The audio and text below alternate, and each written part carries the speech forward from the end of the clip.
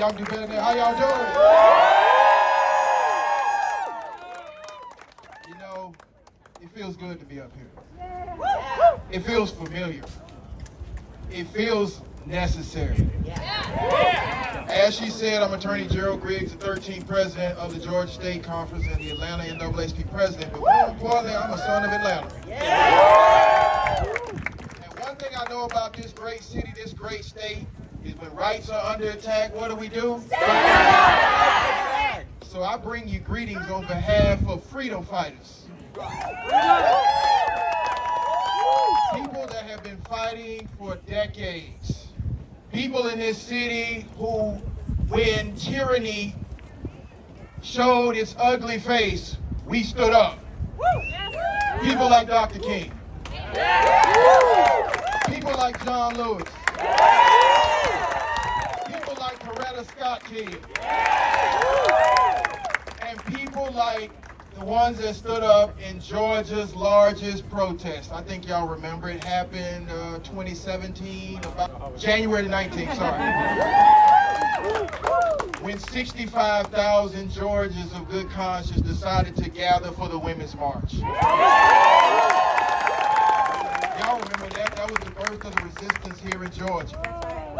And I see the resistance forming again. So many people of good conscience, so many familiar faces, some new faces. But let's be clear on what this fight is about. This fight is about democracy. This fight is about the voice of the people. This fight is about the fourth co-equal branch of government, the people. So when three branches break down, it's time for that fourth branch to stand up. And that's what you're doing right now. And so it doesn't matter how many, one is over in the corner talking. We have to remember that there are 11 million Georgians. 11 million. 3.3 million of them know exactly what it means to resist every single day for 400 years. And I'm going to tell you, we ain't no ways tired. Come on. So when you come for our diversity, equity, inclusion, when you come for our rights, when you ban our history, when you attack our women's reproductive rights, when you try to gaslight us into believing that millions of people who came over here for a better life are illegal, we say there can be no illegals on stolen land.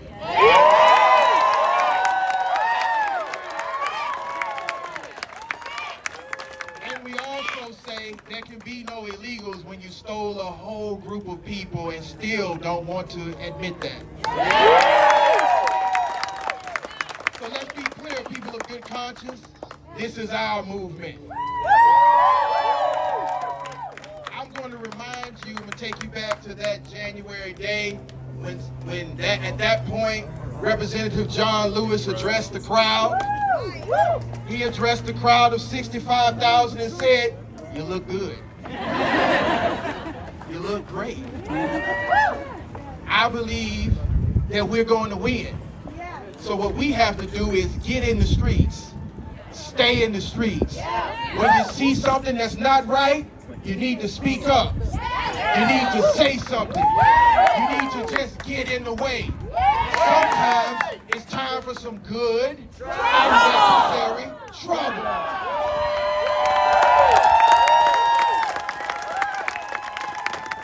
But he wasn't the only person that spoke that day.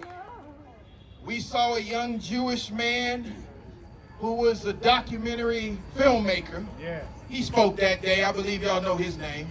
John Ossoff.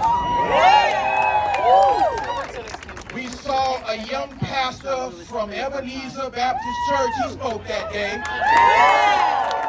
I believe his name is Raphael Warnock. And then we saw a young leader of the House of Representatives. I believe y'all know her name. Nakima spoke as well. Stacey Abrams. Why do I bring up all these names? Because new leadership was born that day. and new leadership will be born this day. So as America looks upon its future is bright.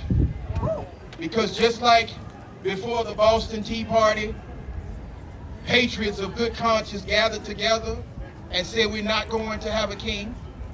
Just like before the Civil Rights Movement on a cold December day when Rosa decided that she wasn't going to give up her seat, Americans of good conscience of all races came together.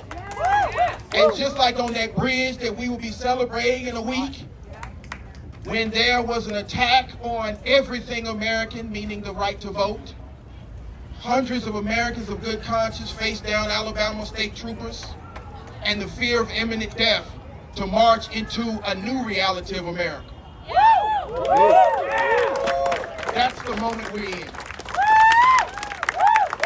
so no matter if it's 5,000 or 5, we are the majority. So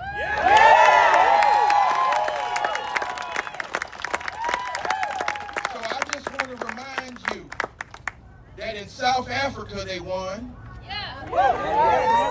So Elon, if you can hear me, we're not going back to apartheid. We're not going back to Nazism. We're not going back to segregation. We're not going back to a time that women didn't have bodily autonomy or the right to vote. Elon, we are stronger than you ever will be, and I need you to give back that government funding that funded your billions. And President Trump.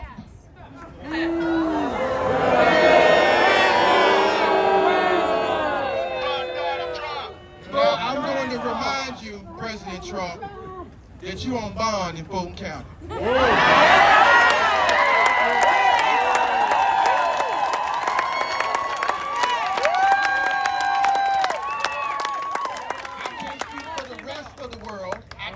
For the rest of the United States, but I can sure speak for Georgia. And in Georgia, nobody's above the law. So I have a simple request, because I'm the type of activist, I don't ever leave you without a call to action. We can march, we can protest, we can vote. Some of us can go to jail and I get you out. Many of us will make sure that democracy reigns, but I have a request for you. There is a case that 20-some odd citizens from Donald convicted for Trump, who is a defendant in Fulton County, get his name correct. I want you to reach out to our Georgia Supreme Court and remind them that grand jurors in this county have indicted this individual. That's right. And it's time for us to have a trial. That's right. Because as my good friend John Rapping, who trained me on how to be a public defender, reminds me every single day that we are a country of laws. So if young black men can be pushed through the criminal legal system daily, one rich white man can do it as well. So the request is simple. I want you to contact our elected Supreme Court justices to remind them that it's time for a trial. If Trump is found not guilty, that's fine. But if Trump is found guilty, he will be spending the rest of his natural life in Jackson. Because again, this is a country of laws. There is no rule in Georgia that says a sitting president cannot be tried and convicted for crimes that occurred before he was elected. So let's not act like we don't have any power. Let's not act like we don't know how to make this system work appropriately.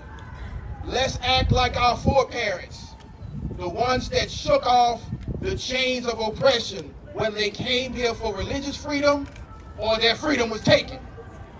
Let's make sure that our children have the same rights that we inherited. And let's make sure on this day that they say in Atlanta, Georgia, the birthplace of civil rights, I would also argue the birthplace of social justice, that the birth of the resistance came again.